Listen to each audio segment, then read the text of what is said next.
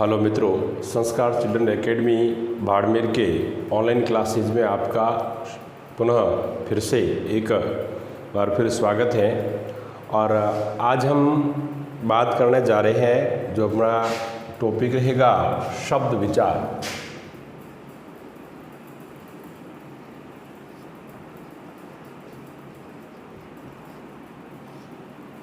शब्द विचार, इसमें शब्द किसे कहते हैं और उत्पत्ति के आधार पर शब्द के जो प्रकार और उसके साथ साथ में जो भिन्न प्रकार की अपन बातें करने जा रहे हैं।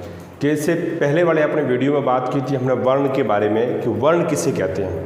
क्या बात की थी कि वर्ण किसे कहते हैं? तो भाषा की वह सबसे छोटी इकाई जिनके टुकड़े नहीं कर सकते, जिनका खंडन नहीं कर सकते, उसे क्या कहते थे? वर्ण। क्या बात हमने की थी? वर्ण। वर्णों के बारे में हमने बात की थी कि वर्ण भाषा की वह छोटी इकाई है जिसका खंडन नहीं कर सकते। आज अपन बात कर रहे हैं शब्द के बारे में। किसके बारे में? शब्द के बारे में। तो शब्द किसे कहते हैं? दो या दो से अधिक वर्णों के सार्थक समूह को शब्द कहते हैं। दो या दो से अधिक वर्णों के सार्थक समूह को क्या कहते हैं? शब्द कहते हैं। ठीक है, अब देखो जैसे यहाँ वर्ण था, ये हो गया क, ये हो गया म, ये हो गया ल। ये तीनों ही अलग अलग प्रकार के वर्ण हैं। ठीक है, तो इस जगह मिलाकर देख लिया जाए तो ये दो या दो से अधिक वर्णों का सार्थक समूह क्या कहलाएगा? शब्द कहलाएगा। और ये शब्द और शब्दों का सार्थक समूह है वो क्या कहलाएगा? वाक्य कहलाएगा। ठीक है, तो इसकी परिभाषा आप यदि लिखना चाहो तो लिख सकते हो। परिभाषा लिख लो। दो या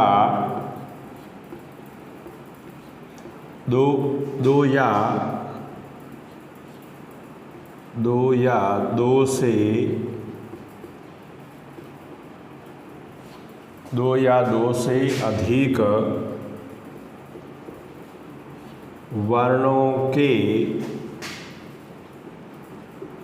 वर्णों के सार्थक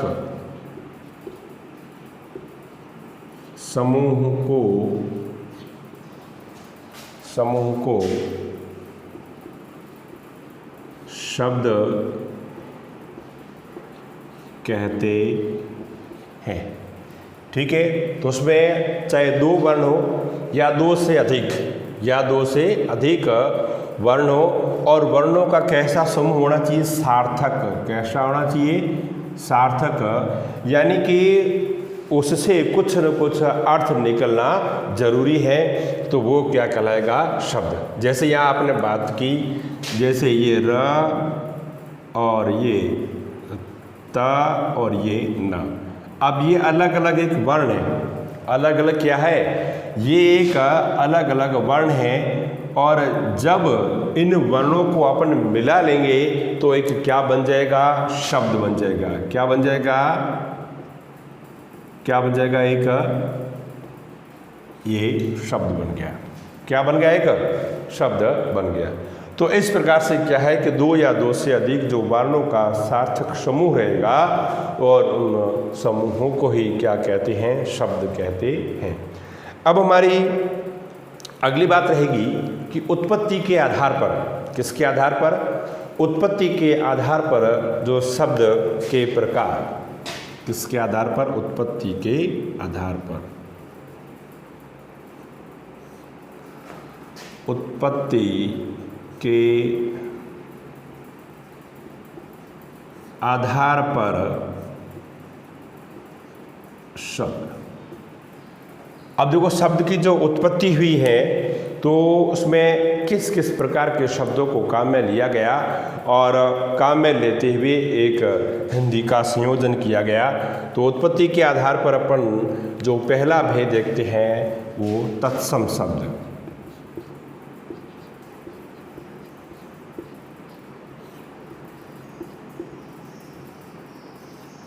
उत्पत्ति के आधार पर देखते हैं तत्सम शब्द। अब हमारे सामने ये बात आती है कि तत्सम शब्द किसे कहते हैं? तत्सम शब्द किसे कहते हैं? तत्सम यानी उसके समान। तो देखिए कि संस्कृत भाषा के वे शब्द, आप परिभाषा लिख लो, संस्कृत भाषा के वे शब्द जो हिंदी में ज्यों के त्यों प्रयुक्त होते हैं उसे क्या कहते हैं? तत्सम शब्द कहते हैं।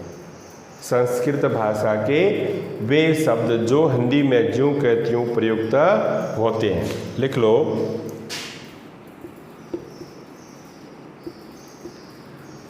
संस्कृत भाषा के वे शब्द जो हिंदी में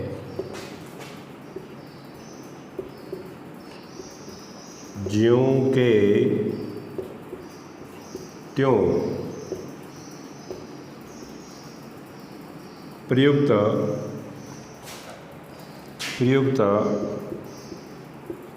होते हो उसे तत्सम शब्द कहते हैं। ठीक है कि संस्कृत के अंदर जिस प्रकार के संस्कृत में शब्द काम में लिए जाते हैं और वैसे के वैसे अपन हिंदी में भी काम में ले लेते हैं।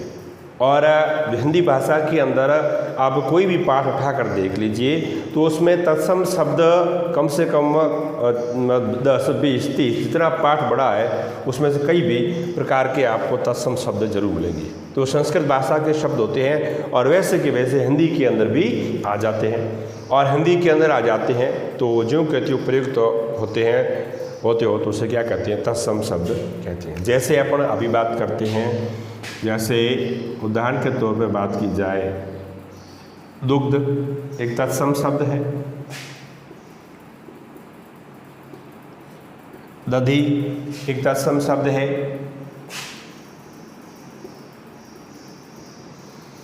ये उष्ट्र एक तत्सम शब्द है,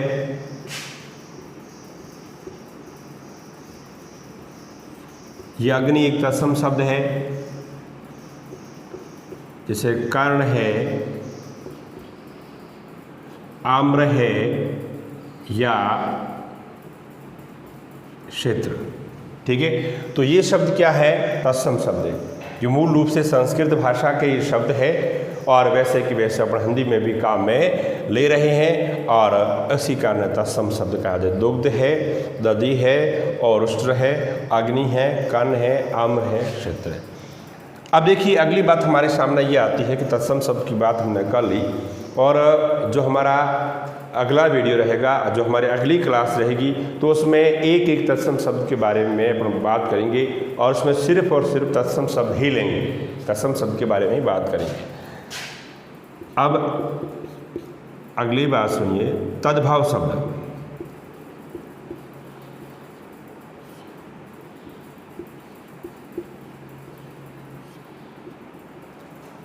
तद्भव शब्द किसे कहते हैं? ठीक है, तद्भव शब्द किसे कहते हैं? तो देखो तद्भव शब्द के बारे में बात की जाए कि वे शब्द संस्कृत भाषा के जो शब्द, इसमें तो बात अपने कर ली कि वे शब्द जो अपना रूप परिवर्तन करके, वे शब्द जो अपना रूप परिवर्तन करके या जिन शब्दों ने अपना रूप परिवर्तन कर लिया और उसको अब अपन हिंदी में काम में ले रहे हैं तो उसे क्या कहेंगे? तद्भव शब्द कहेंगे। ठीक है ना, आई बात समझ में कि वे शब्द जो अपना रूप परिवर्तन करके हिंदी में प्रयुक्त हुए हो। ठीक है ना, कि वे शब्द जो अपना अब क्या कर लिया, अपना रूप था उसमें परिवर्तन किया, रूप परिवर्तन करके और हिंदी के अंदर प्रयुक्त हुए हो तो उसे क्या कहेंगे, हम तद्भव शब्द कहेंगे। क्या कहेंगे उसे? तद्भव शब्द कहेंगे। इस जगह हमारी बात ये थी कि संस्कृत में जैसे काम में लिए जा रहे हैं और वैसे कि वैसे किसमें काम लिए जा रहे हैं, जो हिंदी भाषा में भी काम में ली जा रहे हैं, तो इसलिए हमने ऐसे क्या बोला, जो तत्सम शब्द। अब जो ये के ये शब्द हैं और इन शब्दों को हिंदी में किस आधार पर काम में लिया जा रहा उसकी अपन बात करते हैं। जैसे ये तत्सम शब्द है दुग्ध, तो दुग्ध का क्या हो जाएगा, दूध हो गया। इसका रूप परिवर्तन हो गया, इसका रूप परिवर्तन हुआ या नहीं हुआ, आगे बात समझ में कि दुग्ध का क्या हो गया, दूध। ये दधी, ये दधी, दधी का क्या हो गया, दही। अगला उष्ट्र, उष्ट्र का क्या हो गया, ऊंट। क्या हो गया, ऊंट। उसके बाद में अग्नि, अग्नि का क्या हो गया, आग। उसके बाद कर्ण, कर्ण का क्या हो गया, कान।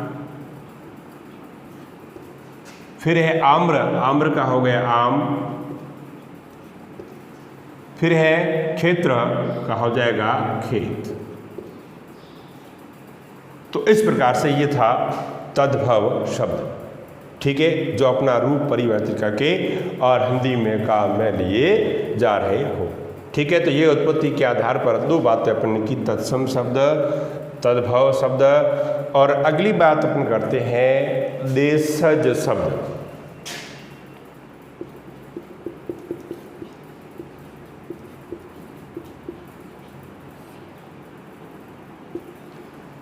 देखिए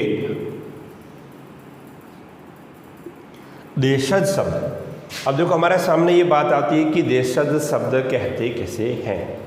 तो देखो क्षेत्रीय भाषा के आधार पर और स्थानीय भाषा के जो शब्द होते हैं, कैसे शब्द, क्षेत्रीय भाषा के आधार पर और स्थानीय भाषा के जो शब्द होते हैं, और उन स्थानीय भाषा के शब्दों को जो अपनी जो इच्छा के अनुसार और अपनी वाणी के अनुसार अपने मन से ही गढ़ लिए जाते हैं, अपने मन से ही जो रच लिए जाते हैं, तो उसे क्या कहते हैं, देशज शब्द कहते हैं। क्या बात बताई मैंने आपको कि क्षेत्रीय भाषा के अनुसार, स्थानीय भाषा के अनुसार जो अपनी वाणी के अनुसार जो गढ़ लिए जाते हैं और जो बना लिए जाते हैं, तो उसे हम क्या कहेंगे, देशज शब्द कहेंगे। जैसे अपन उदाहरण के तौर पे ऐसे बात करते हैं कि बस खचाखच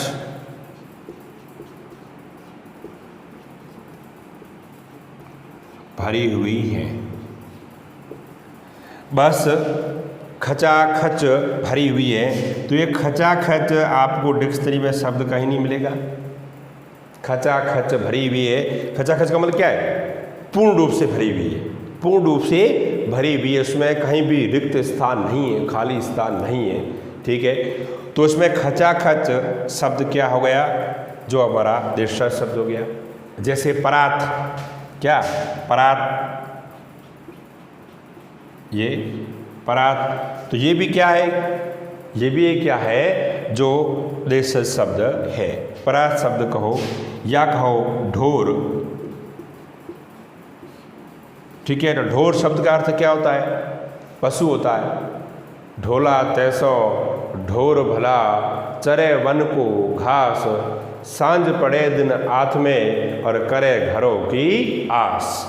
ठीक है, तो इस प्रकार से ढोर शब्द का भी अर्थ क्या होता है, पशु होता है। तो ये देशज शब्द है जो स्थानीय भाषा के अनुसार, अपनी इच्छा के अनुसार जो गढ़ लिए जाते हैं, तो उसे हम क्या कहेंगे, देशज शब्द कहते हैं। ठीक है, ये बात हो गई। तो देखिए अगली बात अपन काम में लेते हैं जो संकर शब्द। ठीक है, तत्सम शब्द हो गया, तद्भव शब्द हो गया, देशज शब्द हो गया, और विदेशी शब्द ले लेते हैं। कौन सा लेता है, विदेशी। तो ये यहाँ तक आपको बात अच्छी तरीके से समझ में आ गई होगी। तो अपन विदेशी शब्द के बारे में अभी बात करते हैं।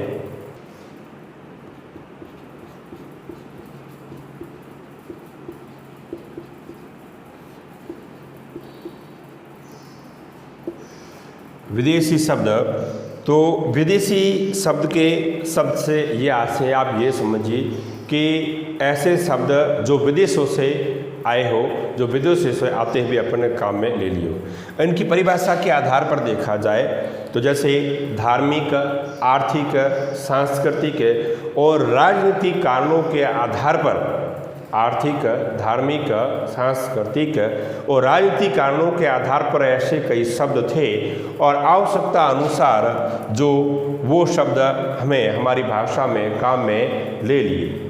हमने क्या किया, हमारी भाषा में काम में ले लिए तो उन्हें क्या कहा गया, विदेशी शब्द कहा गया। ठीक है, कौन कौन से विदेशी शब्द, जैसे बस, ये हो गया, बस है, कार है, डॉक्टर है। तो इस प्रकार से ऐसे कई शब्द हैं, जैसे पुर्तगाली शब्द है, अरबी शब्द है, फारसी शब्द है, जो चीनी शब्द है। तो ऐसे कई शब्द हैं जो हमने क्या है आवश्यकता अनुसार जो अपनी भाषा के अंदर काम में ले लिए, जो क्या है विदेशों से आए हुए हैं और उन्हें हमें क्या कहा, विदेशी शब्द कहा। अब सुनिए, अगला है संकर।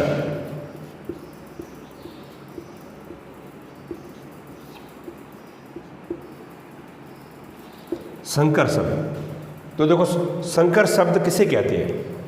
संकर शब्द भिन्न भिन्न भाषाओं के शब्द जो एक साथ काम में ले लिए जाते हो, कि अलग अलग भाषाओं के शब्द हैं। बात अपन किसके बारे में, शब्द विचार के बारे में तो कर रहे हैं। ठीक है, कि भिन्न भिन्न भाषाओं के शब्द हैं और भिन्न भिन्न भाषाओं के शब्द एक शब्द में अपन काम में ले लेते हैं, तो उन्हें क्या कहेंगे, संकर शब्द कहेंगे। जैसे वर्षगांठ,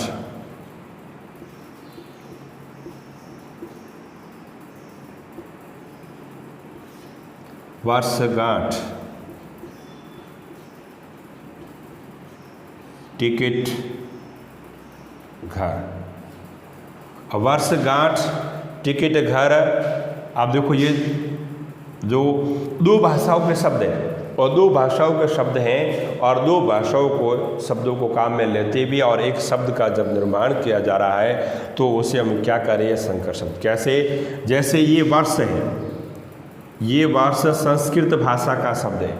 किस भाषा का शब्द है, संस्कृत भाषा का शब्द है। और ये जो गांठ है ये हिंदी भाषा का शब्द है।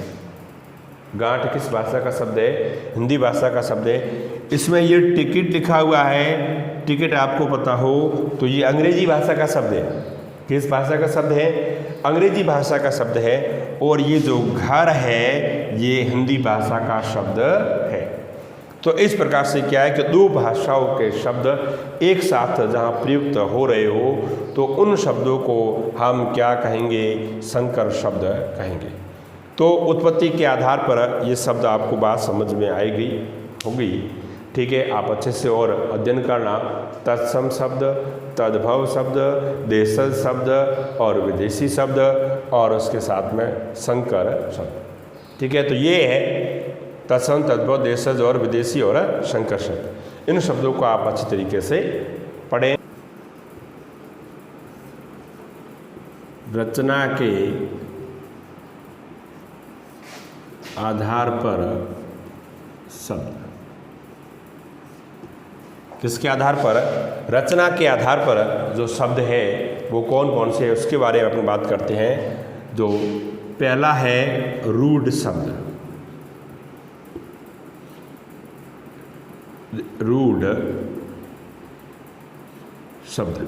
अब देखो रूढ़ शब्द का अर्थ ये होता है, रूढ़ शब्द का अर्थ ये होता है कि कोई ऐसे शब्द जो व्यक्ति, वस्तु और स्थान के आधार पर जो प्राचीन काल से चले आ रहे हैं, जो क्या है प्राचीन काल से चले आ रहे हैं और वो क्या हो गए हैं, रूढ़ हो गए हैं। क्या हो गए हैं, रूढ़।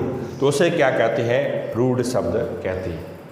कि वे शब्द जो व्यक्ति, वस्तु और स्थान के आधार पर जो प्राचीन काल से चले आ रहे हो और वो शब्द क्या हो गए हैं, रूढ़ हो गए हैं, तो उन्हें हम क्या कहेंगे, जो रूढ़ शब्द कहेंगे, कि प्राचीन काल से पारंपरिक रूप से आ रहे हैं। जैसे उदाहरण के तौर पर इसमें गाय है, दूध है, रोटी है, वस्त्र है। तो ये शब्द क्या है, प्राचीन काल से चले आ रहे हैं और प्राचीन काल से चलते चलते ये शब्द क्या हो गए हैं, रूढ़ हो गए हैं। क्या हो गए हैं, रूढ़ हो गए हैं। तो इसलिए हम क्या कहेंगे, इन्हें रूढ़ शब्द कहेंगे। दूसरा इनका भेद है यौगिक शब्द।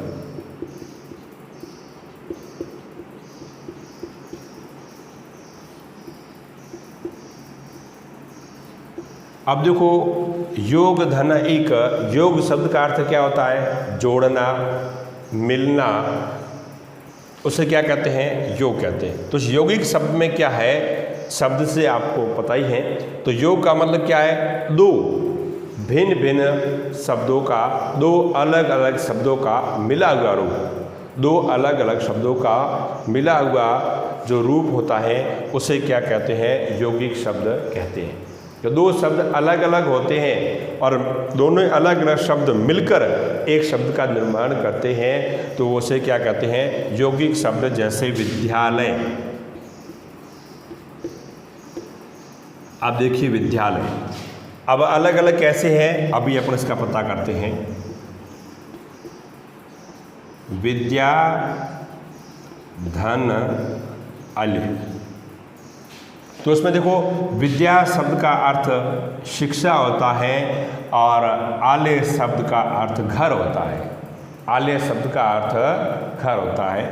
तो देखो हमने क्या बात की, यौगिक के दो जो अलग अलग शब्द मिलकर और एक शब्द का जहाँ निर्माण होता है तो उन्हें यौगिक शब्द कहते हैं। जैसे और देख लो, प्रेम सागर, प्रेम सागर, तो देखो उसमें प्रेम शब्द अलग है और सागर शब्द अलग है और दोनों ही शब्दों को मिलाकर एक शब्द बना लिया, प्रेम सागर। जैसे पाकशाला, क्या है, पाकशाला,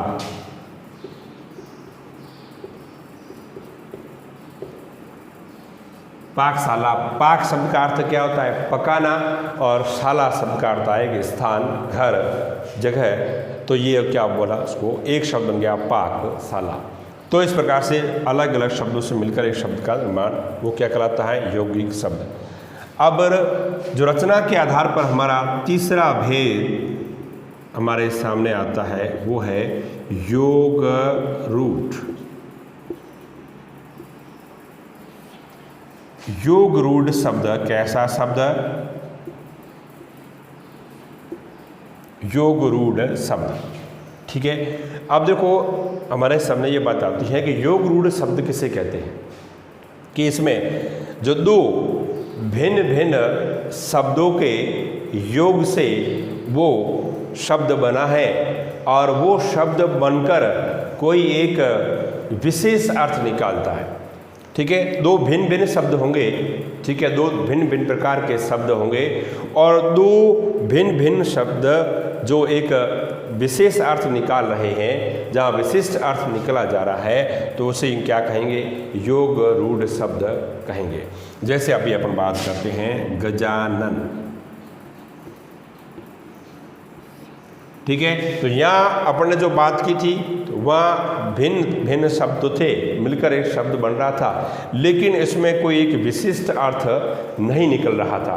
लेकिन इसमें क्या है, दो भिन्न भिन्न शब्द होंगे और दो भिन्न भिन्न शब्द मिलकर एक विशिष्ट अर्थ निकाला जा रहा है। जैसे अपन बहुब्री समास के अंदर पढ़ा था वो। अब देखो बात करते हैं गज। ये गज आया, गज धन आनन। अब देखो गज शब्द का अर्थ हाथी होता है, क्या होता है, हाथी, और आनन शब्द का अर्थ क्या होता है, मुख होता है। क्या होता है, मुख होता है। तो ये दोनों ही जो भिन्न भिन्न शब्द है, ये तो बात आपको समझ में आ गई। और इसमें जो तीसरा अर्थ क्या निकल रहा है कि गज के समान है जिसका आनंद, अर्थार्थ गणेश। अर्थार्थ क्या है, गणेश। आई बात आपको समझ में? दो भिन्न भिन्न शब्द थे, भिन्न भिन्न अर्थ दे रहे थे और मिलकर तीसरा अर्थ निकाला जा रहा है। तो ये इसमें होगा जो कौन सा योग रूढ़ शब्द होगा। अब जैसे इसमें दशानन, दशानन 10 है जिसके आनंद, अर्थार्थ हो जाएगा रावण। लंबोदर, लंबा है उदर जिसका, अर्थार्थ गणेश। और पंकज, पंक शब्द का अर्थ होता है कीचड़, ज शब्द का अर्थ होता है जन्म लेना। तो जो कीचड़ में जन्म लेने वाला कौन हो जाएगा, जो कमल। ठीक है ना। तो इस प्रकार से जो दो भिन्न भिन्न शब्द होंगे और मिलकर एक विशिष्ट अर्थ दे रहे हैं, तो उस जगह योग रूढ़ शब्द होगा। तो ये बात आपको समझनी है ढंग से। रूढ़ शब्द वे पारंपरिक जो व्यक्ति वस्तु स्थान के आधार पर जो शब्द चले आ रहे हैं। यौगिक दो भिन्न भिन्न शब्दों से मिलकर एक शब्द का निर्माण। योग रूढ़ में क्या है, दो भिन्न भिन्न शब्द तो होंगे और उसके साथ साथ में एक तीसरा विशिष्ट अर्थ निकल रहा है, तो उसे योग रूढ़ शब्द कहेंगे। तो अगली बात हमारी रहेगी प्रयोग के आधार पर शब्द।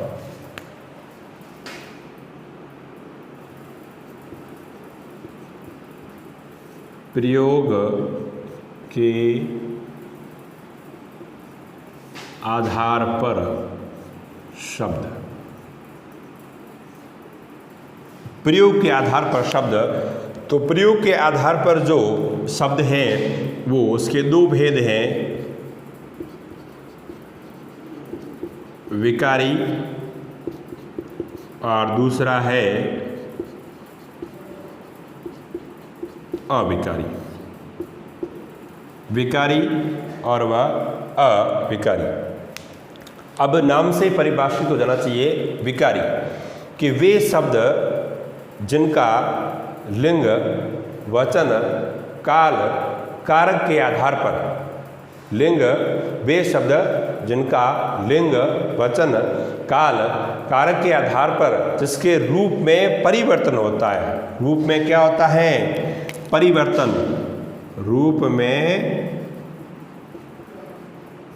रूप में जो परिवर्तन होता है तो उसे क्या कहेंगे, विकारी। लिंग, वचन, काल, कारक के आधार पर जिनके रूप में परिवर्तन होता है तो उसे हम कहेंगे विकारी, और जिनके रूप में परिवर्तन नहीं होता है उसे कहेंगे अविकारी। आगे बात समझ में। अविकारी अर्थार्थ अवयव, अधन व्यय, अधन व्यय जिसके आगे हम खर्च नहीं कर सकते, उसको दोबारा परिवर्तित नहीं कर सकते, तो उसे क्या कहेंगे, अविकारी। ठीक है। तो इसके रूप में परिवर्तन होगा और इसके परिवर्तन नहीं होगा,